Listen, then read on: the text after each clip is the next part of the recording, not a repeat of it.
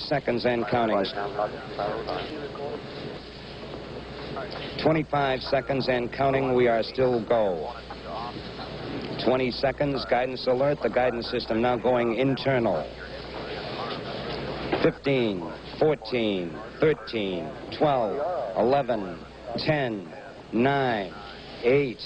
Ignition sequence start. 5, 4, 3, 2, 1.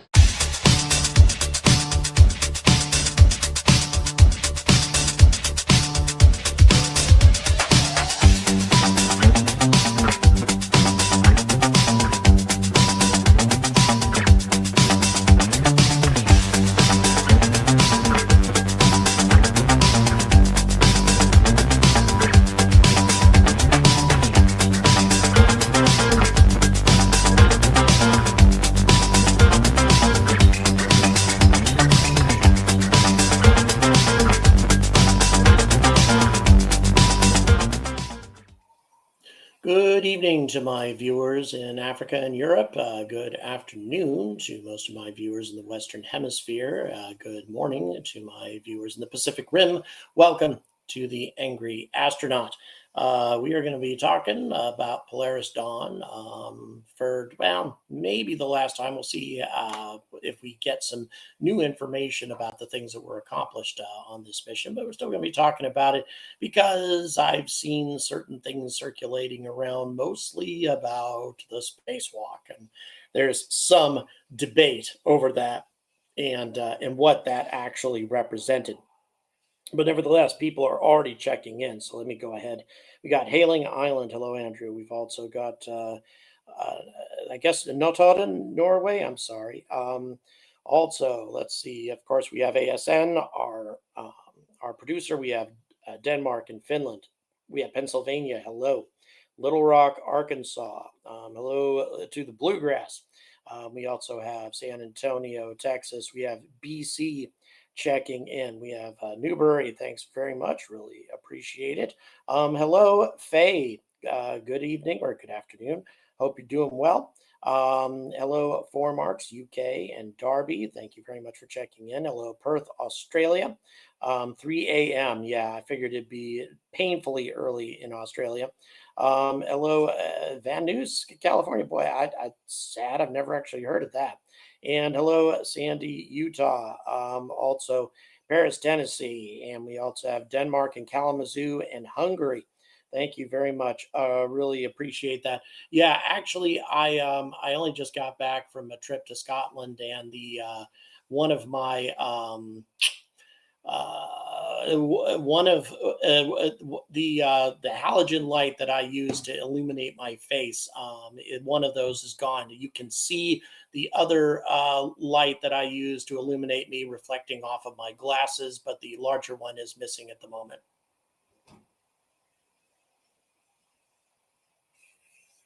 So, yeah, that's it. Cinematic lighting choice is what my producer is saying right now. So that must be what it is, actually. Let's see, what else do we have? Just want to make sure that we catch up. We have Italy. Hello. Hello, Hungary and Maryland and Canaveral Barge. We also have Clifton, Ireland, land of the Trumperites, Belfast, and Alpha Centauri. Really appreciate you guys joining me. So, there's been a lot of talk about the Polaris Dawn, most of it positive, and for good reason. This was a very positive mission on every conceivable measure, simply because it went so damn well. It went essentially exactly as it was planned to go. And that is super impressive. And in addition to that, Jared Isaacman did everything he could to try to make this journey a complete departure from a space tourism endeavor. That's not really what this ended up being, because, man, there was a lot of scientific work done.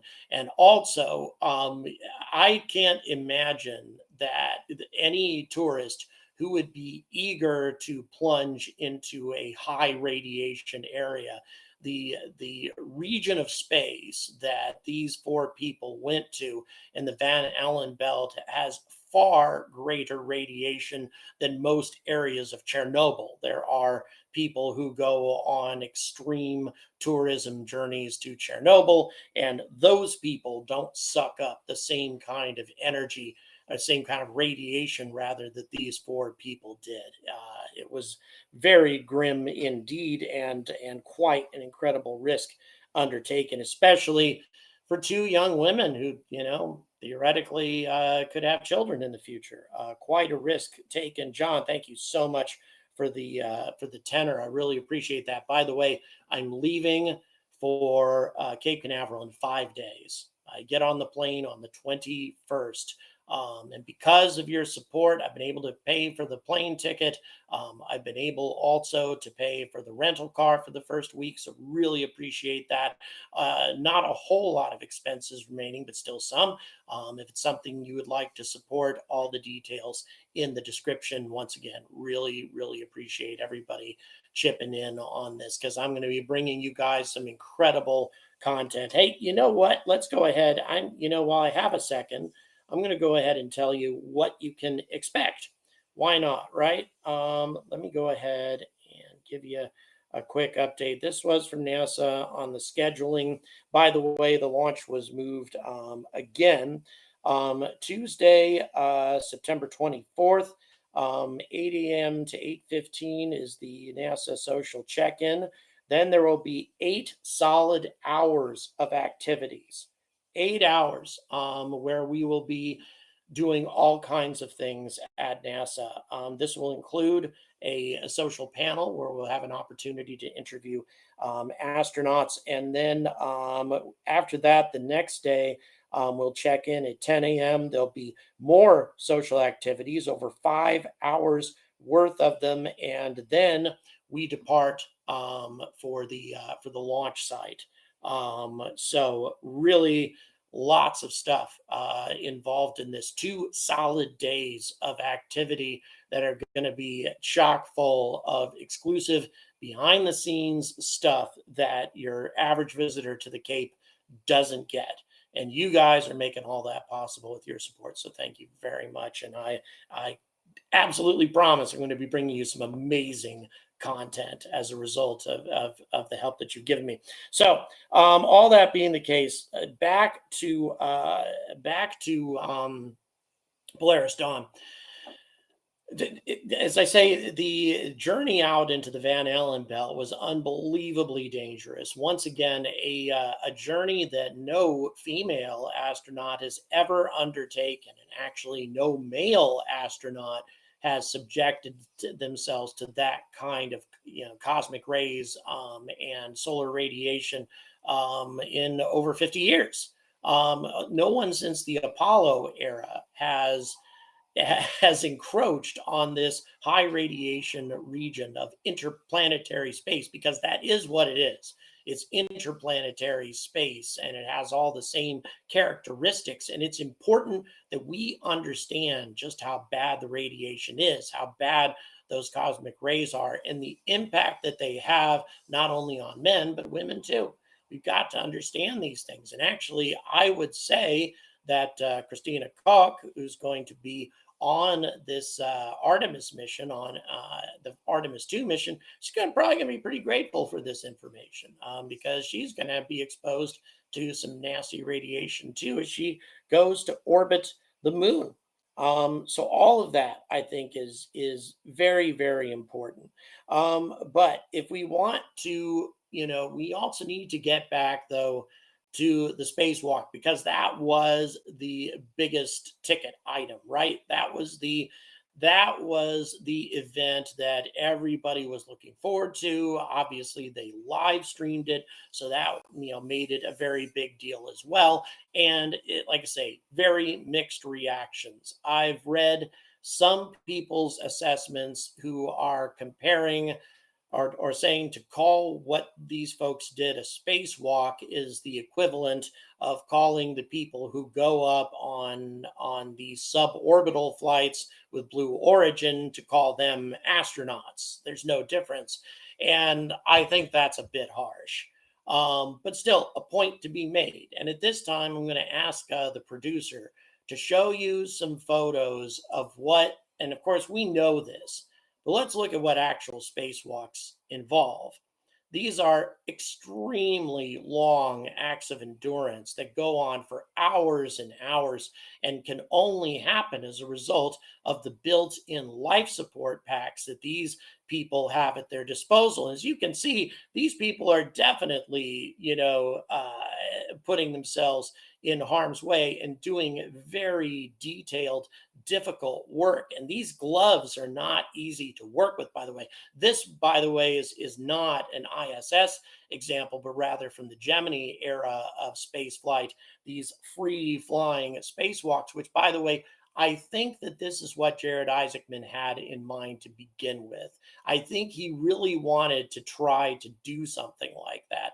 Again, we're getting, the amount of professionalism and training and equipment and everything that is required in order to pull off these incredible feats, these spacewalking feats that NASA and ESA and Roscosmos astronauts pull off all the time. And this is one of my favorite things that astronauts do, by the way, when they're carrying out work in areas that are away from the station, or when the shuttle was still in operation, when they're repairing the Hubble and things, they're riding the Canadarm out to the repair site. That is also just an amazing feat, and again, quite dangerous, quite challenging. And also, if something goes wrong with your suit when you're out in a position like that, I mean, that is very risky indeed. It's going to be very difficult to get back to the airlock from a position like that.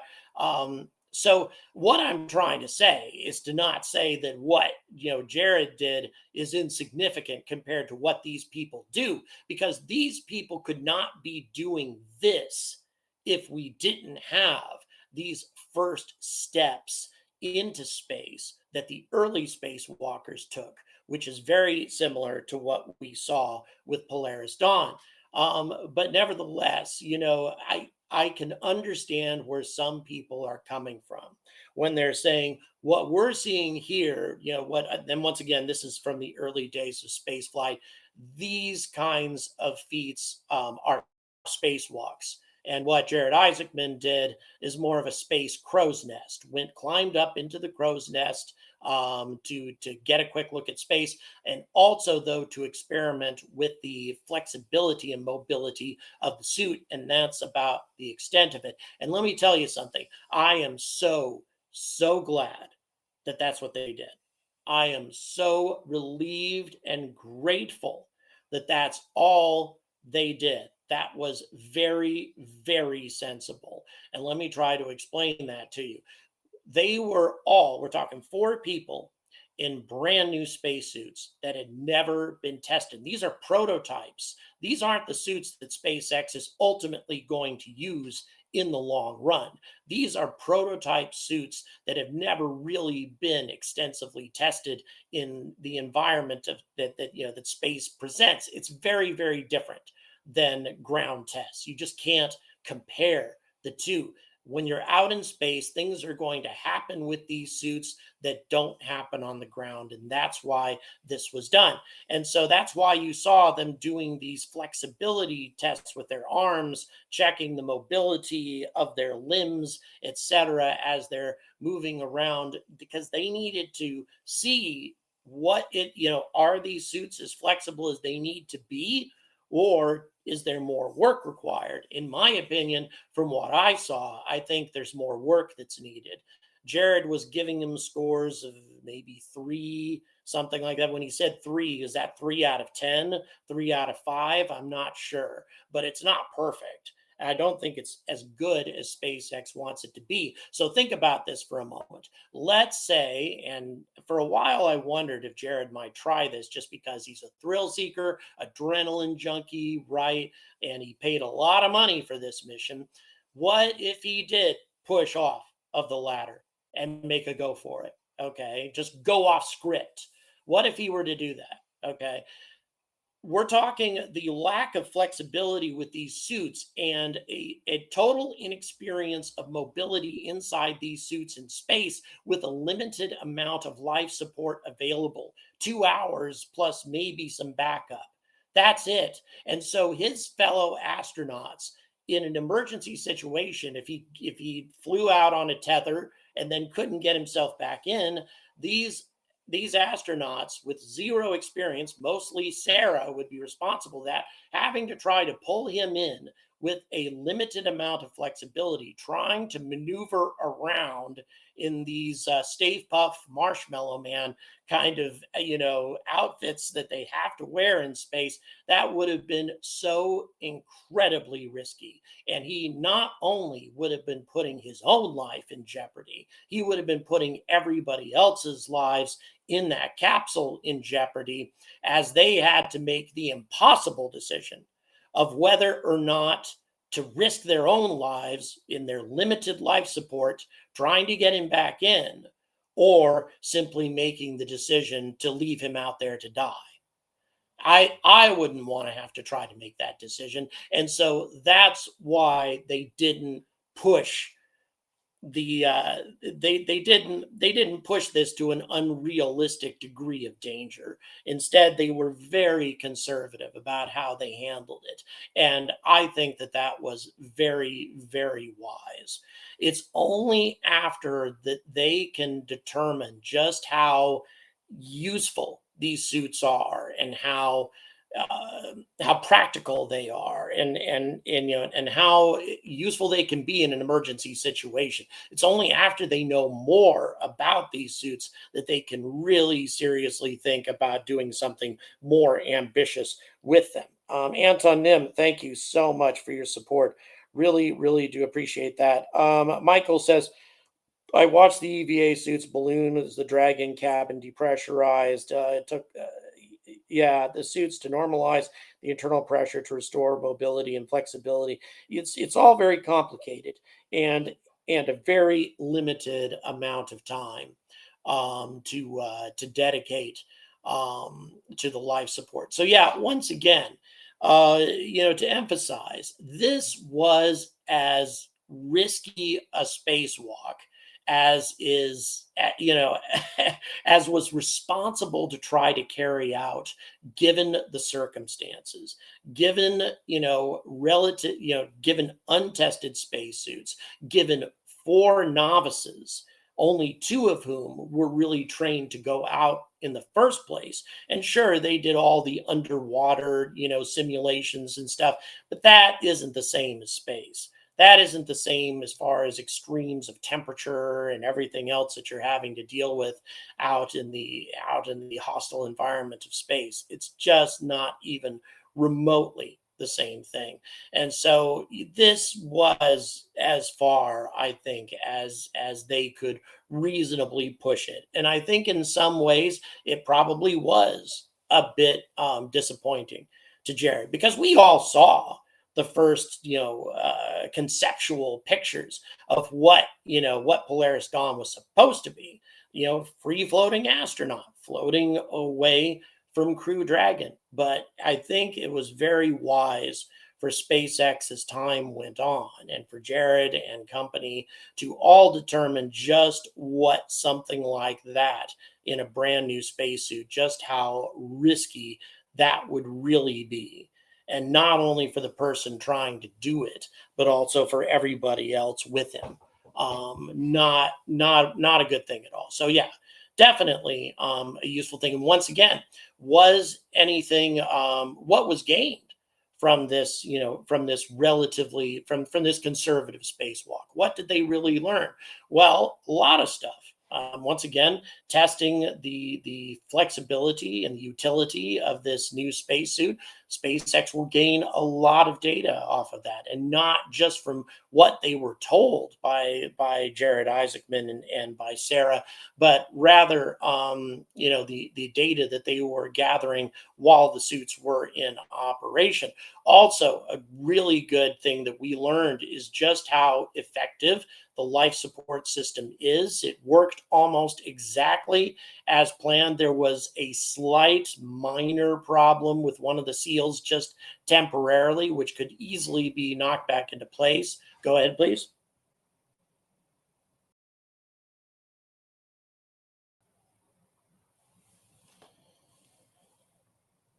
Okay, yes, I'm sorry. Go ahead and repeat the name again. Okay, John L. Plays. I'm sorry.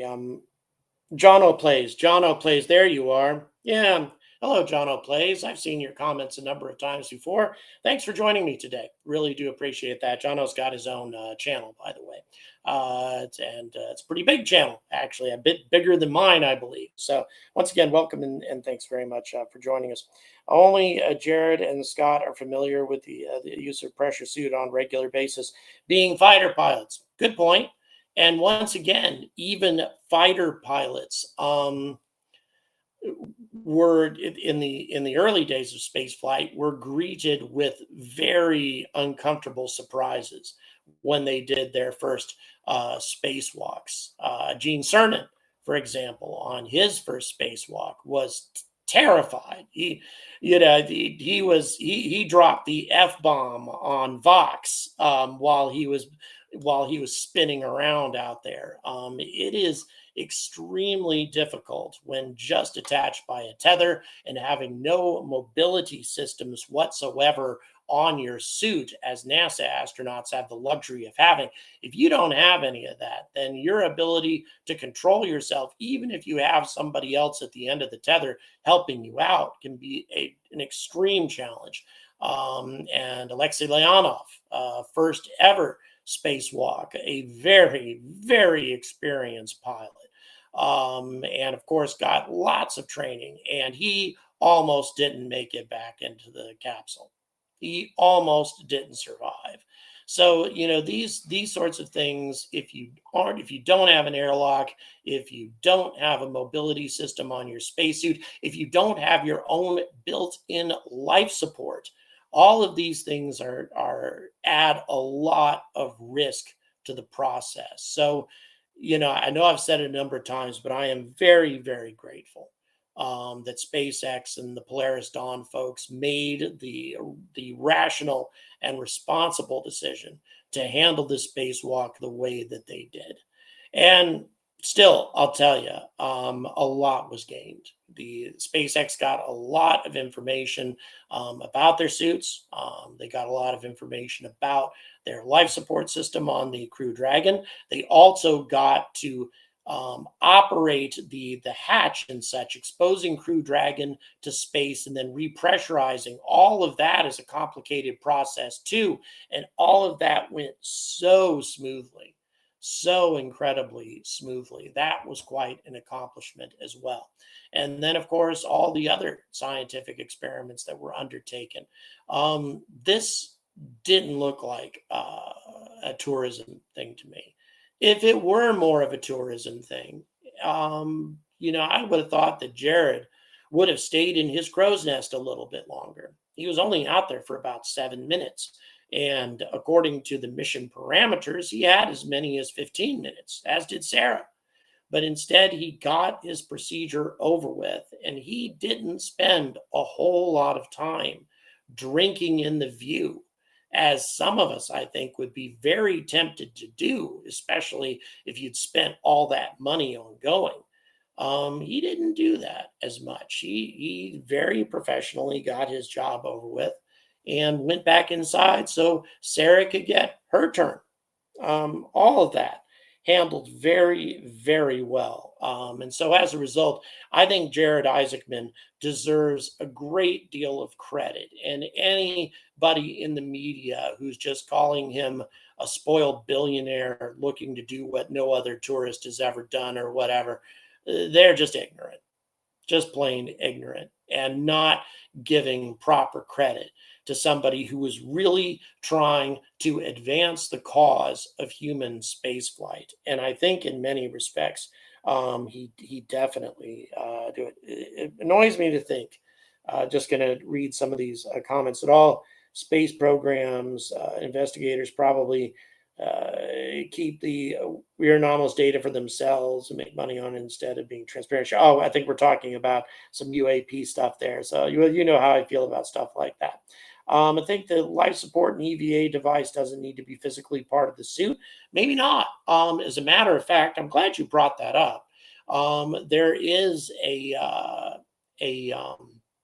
proposal in front of NASA's Advanced Concepts that's saying that that has proposed a mobile life support system mounted on a robot, essentially like something similar to the robots from Boston Dynamics, the dog-like robots, to put your life support on the robot and have the robot follow you around, feeding you your life support through hoses and that sort of thing.